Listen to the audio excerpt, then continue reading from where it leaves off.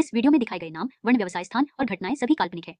इसका किसी मृत्यु व्यक्ति या जीवित व्यक्ति से कोई संबंध नहीं है। अगर इसका किसी वास्तविक घटना या चरित्र से कोई संबंध पाया जाता है तो यह मात्र एक संयोग होगा। इस वीडियो में कुछ डरावने तत्व दिखाए गए हैं और उसे परिपक्व को दर्शकों के लिए उपयुक्त है। दिवाली के दिन हम सभी कितने खुश होते हैं। साल भर का ये सबसे बड़ा त्योहार होता है जिसे हर परिवार बहुत धूमधाम से मनाता है। लेकिन क्या हो अगर हम आपसे कहें कि मणिपुर के गांव के लोग दिवाली के दिन अपने घर से बाहर नहीं निकलते?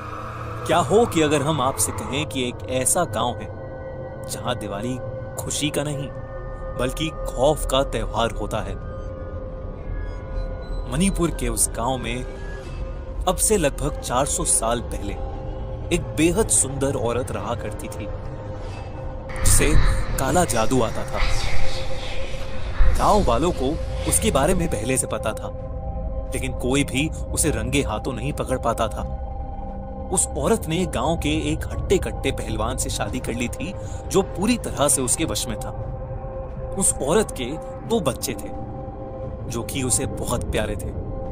वो औरत अपने बच्चों पर काला जादू करती थी ताकि उसके बच्चों के पास भी काली शक्तियां आ सकें और वो आगे चलकर उस गांव पर राज कर सकें।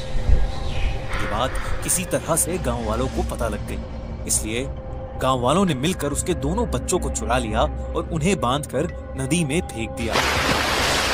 वो औरत अपने बच्चों को शाम को खोजते हुए नदी के पास पहुंची और तभी उसे नदी के बीच में तैरती हुई उसके बच्चों की लाशें दिखाई दी।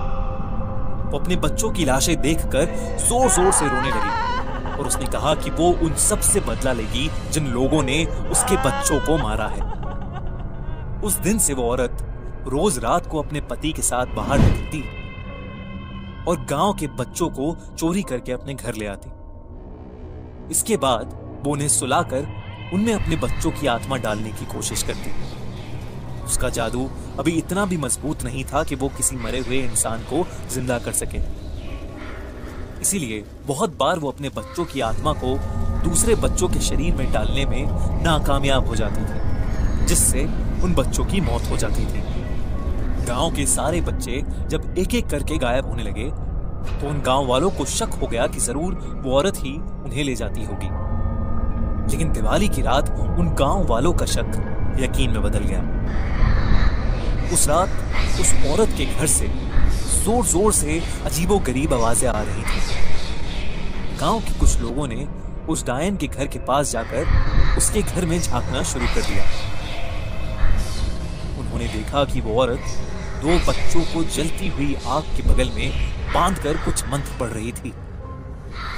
गांव वालों को जिस मौके का इंतजार था वो उन्हें मिल गया।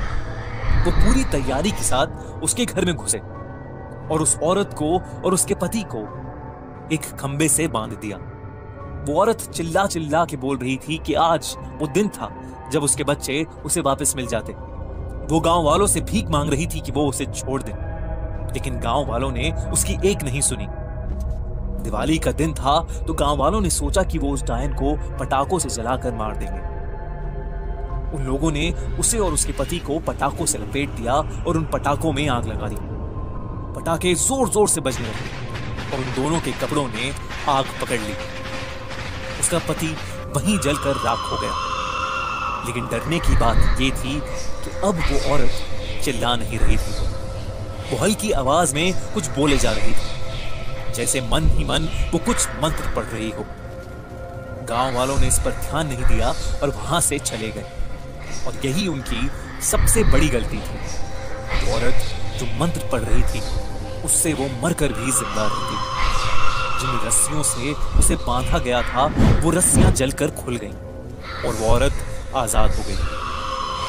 वो अब भी जल रही थी, उसका शरीर खत्म हो रहा था, लेकिन वो खत्म होने का नाम ही नहीं ले रही थी। वो औरत हंसते हंसते जाकर नदी में कूद गई। गांव वालों को लगा कि वो मर चुकी है, पर उन्हें नहीं पता था कि उस रात वो फिर उससे मिलेंगे। जिन गांव वालों ने उसे जलाया था, देर रात उन सब गांव वालों के घर के दरवाजे पर जोर जोर से ठक ठक हुई। जब गांव वालों ने उसे देखा तो वो उसका हुलिया देखकर कांप उठे। वो औरत अब पूरी तरह से एक जिंदा लाश बन चुकी थी, जिसे मारना शायद असंभव था। उन सभी ने अपनी जान की भीख मांगी, लेकिन उसने किसी को नहीं छोड़ा। उस रात के बाद से हर दिवाली को वो औरत उस गांव में दिखाई देती है। पूरे गांव में जो भी आदमी सबसे पहले पटाखे जलाता है, वो उसके घर के बच्चों को उठा ले जाती है